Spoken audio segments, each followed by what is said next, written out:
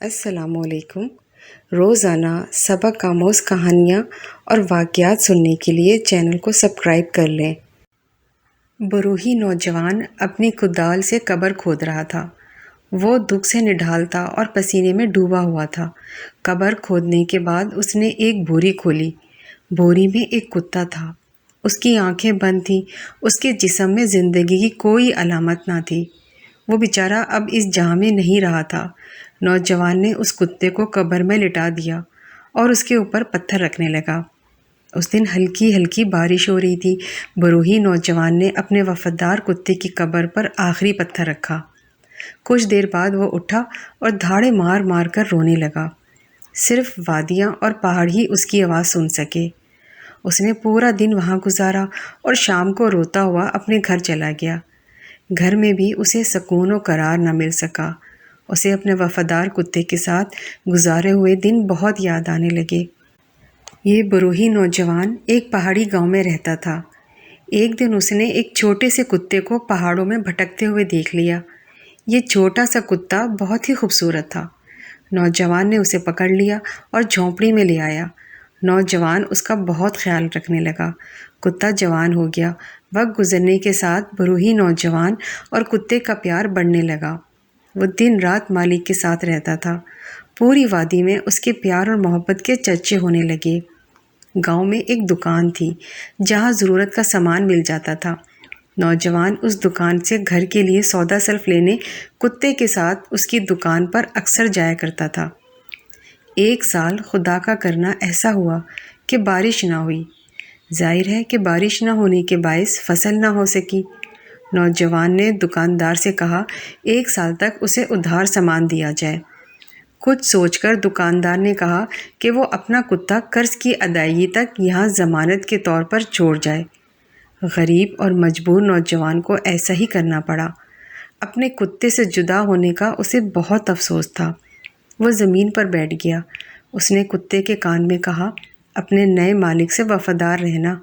جب تک میں قرض ادا نہ کر دوں واپس ہرگز نہ آنا۔ معصوم جانور کی آنکھوں میں بھی آنسو آ گئے۔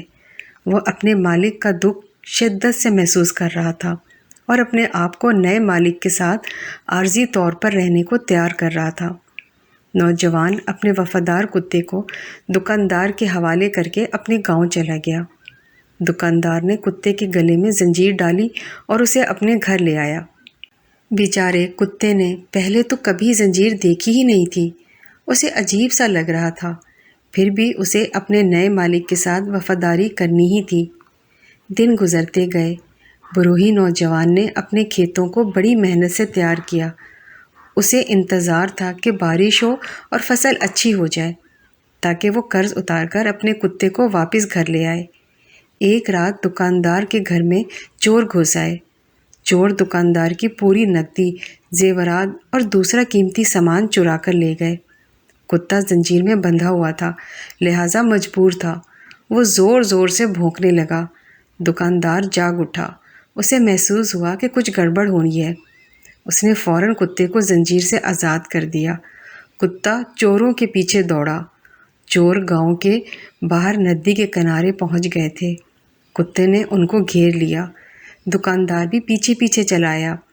اس کے ساتھ ہی گاؤں کے بہت سارے لوگ بھی لاٹھیاں اور کلہاڑیاں لے کر وہاں آ گئے۔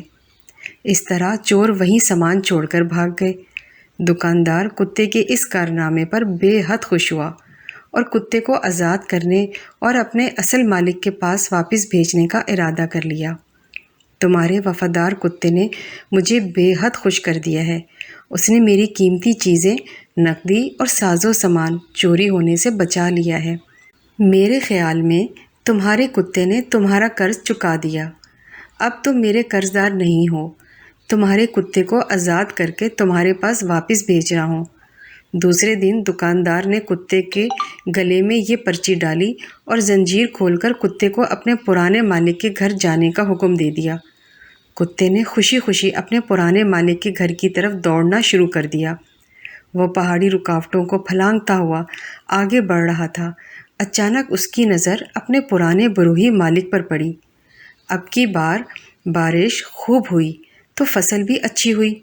बरूही नौजवान ने अनाज बेचकर कर्ज के पैसे देने का इंतज़ाम कर लिया था।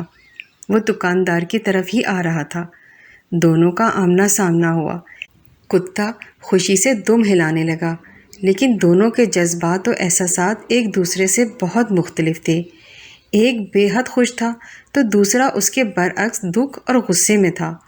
कुत्ते ने सोचा कि उसका पुराना मालिक उसकी बहादुरी पर बहुत खुश होगा और उसे प्यार करेगा, जबकि बरूही नौजवान समझ रहा था कि ये दुकानदार के यहाँ से भाग आया है और उसके लिए शर्मिंदगी और ज़िल्लत का बाइस बना है।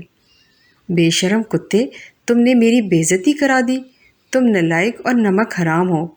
कुत्ता बेचारा अपने मालिक के पीछे पीछे दौड़ने लगा, लेकिन मालिक ने उस पर कोई तवज्जो नहीं दी। इतने काबिल और फ़ख्र और वफ़ादार जानवर के लिए ये सब कुछ बर्दाश्त से बाहर था। उसे यकीन हो चला कि उसको पुराना मालिक कबूल नहीं करेगा, लिहाजा वो गम की शिद्दत से वहीं ढलवानी रास्ते पर गिर गया और दम तोड़ गया।